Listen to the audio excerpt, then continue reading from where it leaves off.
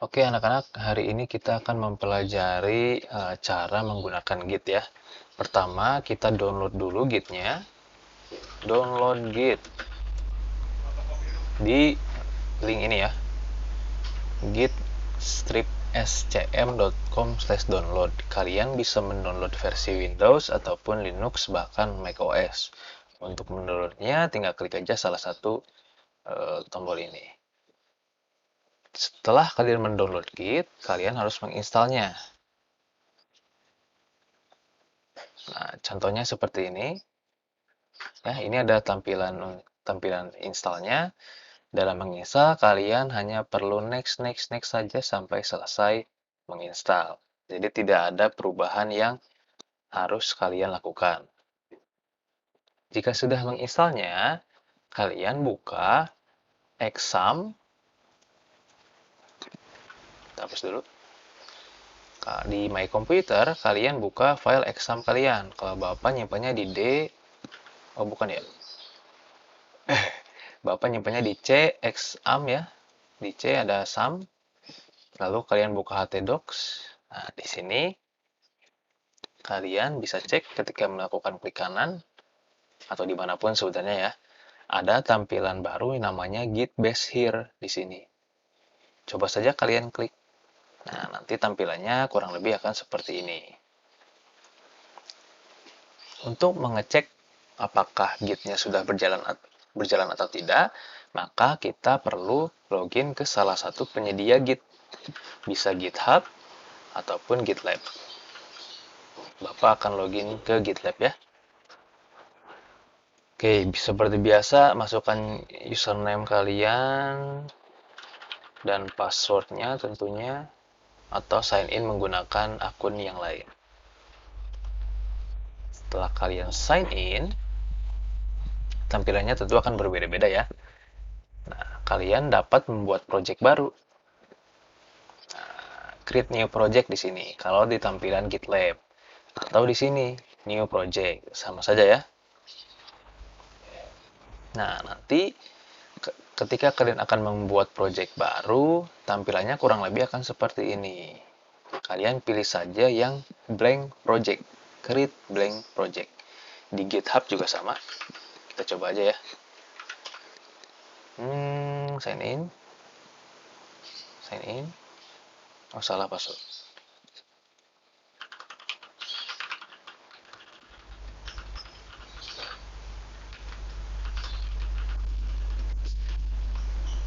Oke, nanti lagi deh. Oke. Ketika kalian akan membuat project baru, create blank page ya. Lalu project name-nya di sini misalkan web RPL. Ini adalah contoh project menggunakan Git. Lalu kalian klik. Ininya dirubah nih. Visibility levelnya jangan private, tapi public. Biar apa? Biar orang lain bisa mengakses project kalian. Kalau private, maka projectnya hanya bisa dilihat oleh kalian sendiri atau teman-teman kalian yang sudah kalian berikan aksesnya. Kurang lebih seperti itu. Jika sudah selesai, kalian bisa create project. Nah, ini berarti kalian sudah selesai membuat projectnya. Di dalam project ini ukurannya sekian gitu ya. Lalu sudah, dan ada informasi lainnya yang nanti akan Bapak jelaskan. Nah, di dalam project ini terdapat satu file namanya readme.md yang baru saja dibuat tadi ya. Apa sih isi dari file readme.md ini? Isinya cuma seperti ini.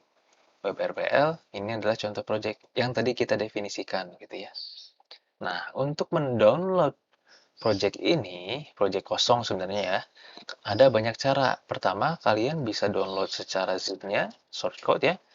Jadi ketika diklik ini, download seperti biasa, atau menggunakan cara Git-nya. Caranya seperti ini. Klik clone, lalu clone with HTTPS ya. Copy URL-nya, kita kembali ke Mana tadi? Sebentar. Sorry, sorry.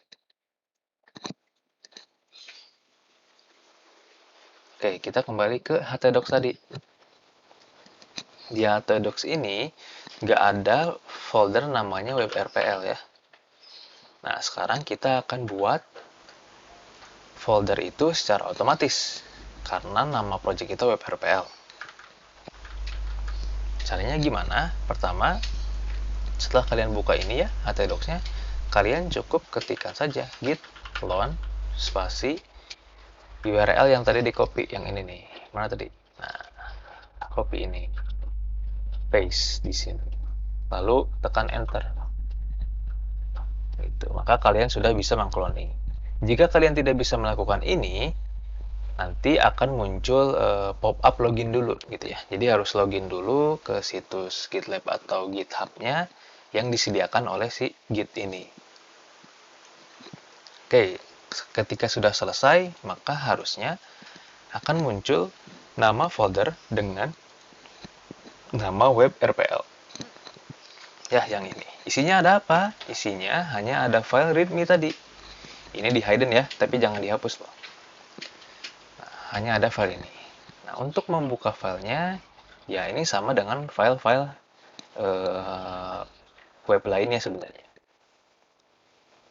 Untuk membukanya, cara yang Bapak rekomendasikan adalah dengan mengklik kanan si web RPL-nya nih. Terus, lalu kalian bisa open with code. Nah, ini fitur dari Visual Studio Code itu di Windows 10. Klik ini, maka tampilannya akan seperti ini kurang lebih. Kalian mau langsung klik file ininya juga nggak masalah gitu ya. Langsung di open juga nggak masalah. Tapi Bapak merekomendasikan cara yang tadi. Nah, apa ya saja yang bisa dilakukan oleh Visual Studio Code dan Git ini?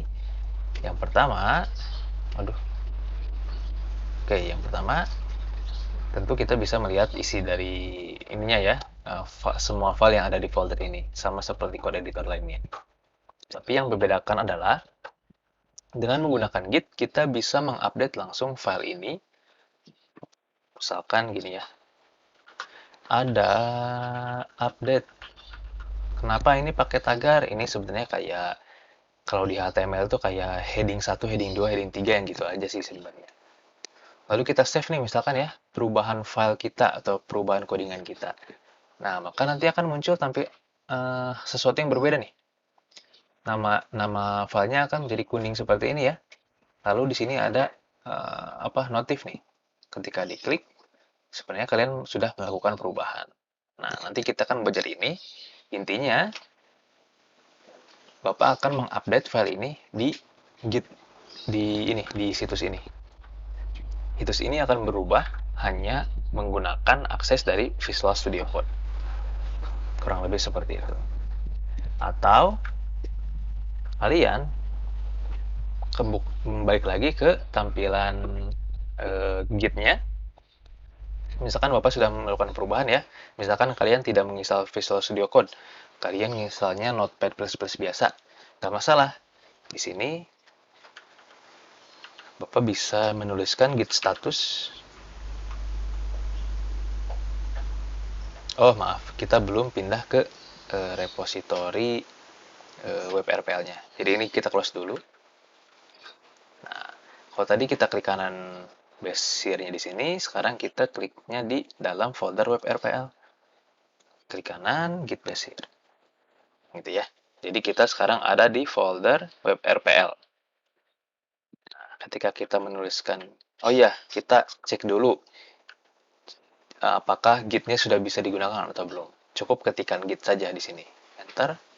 Nah, kalau sudah muncul seperti ini, artinya kalian si git-nya berhasil dijalankan gitu ya, diinstal dengan baik gitu ya. Atau git min version. Git versi 2.21.0 untuk Windows. Nah, kalau udah seperti ini berarti kalian sudah bisa menggunakan Git gitu ya. Kalau nggak bisa menggunakan Git, kurang lebih seperti ini nanti tampilannya nih. Nah, kayak gini nih. Git comment not found gitu ya, kurang lebih seperti itu. Oke, kita lanjut.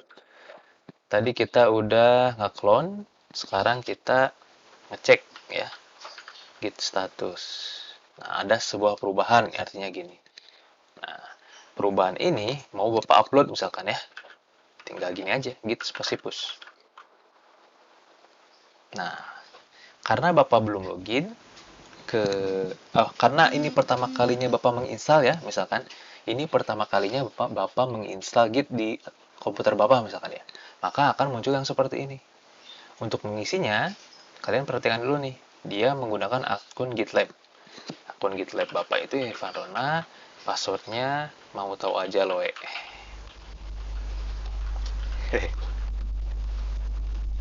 Misalkan gini, lalu klik OK. Nah, maka ada tulisan everything up to date. Ya, kita lakukan sekali lagi, git push lagi. Karena tadi komen ini belum dijalankan sebenarnya. Oh, ternyata memang sudah terupdate ya. Iya, betul-betul karena sudah terupdate. Tapi di sini masih ada statusnya merah ya di sini ya. Maka yang perlu kita lakukan adalah git spasi add titik. Jadi kita tadi belum ditambahkan, yang kita mau ubah tuh belum ditambahkan, intinya seperti itu. Jadi komen yang kedua adalah git spasi add spasi titik. Nanti Bapak akan berikan contoh komen keseluruhannya, tapi perhatikan saja dulu. Nah, tadi merah, sekarang hijau. Sekarang baru kita bisa push. Sorry. Git add tadi udah ya. Berarti kita git apa ya? Bapak lupa. Kalau lupa ya tinggal git aja di sini. Cara menggunakan git.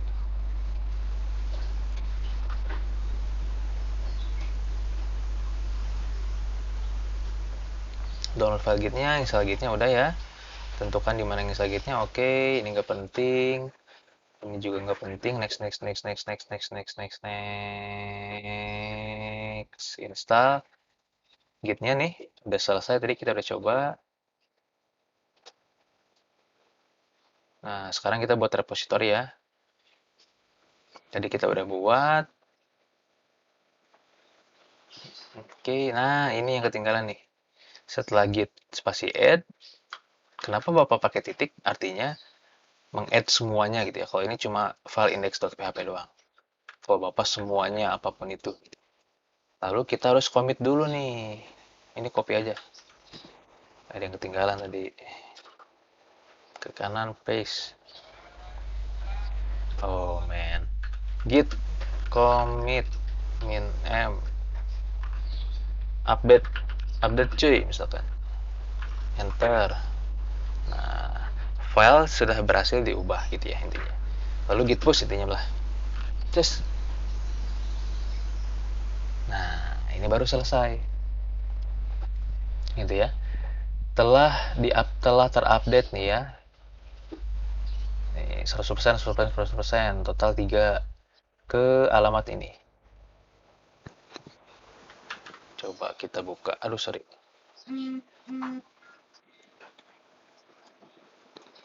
Terus. Nah, maka update tadi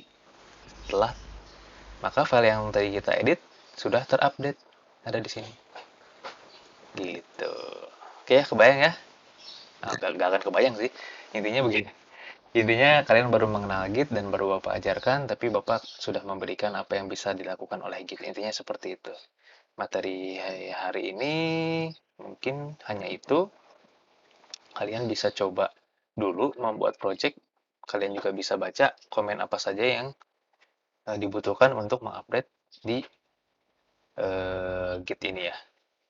Artikelnya ada di negawaster.co.id. Nanti Bapak akan share di kolom chat kalau belum. Oke, terima kasih. Bapak tutup video kali ini. Ciao.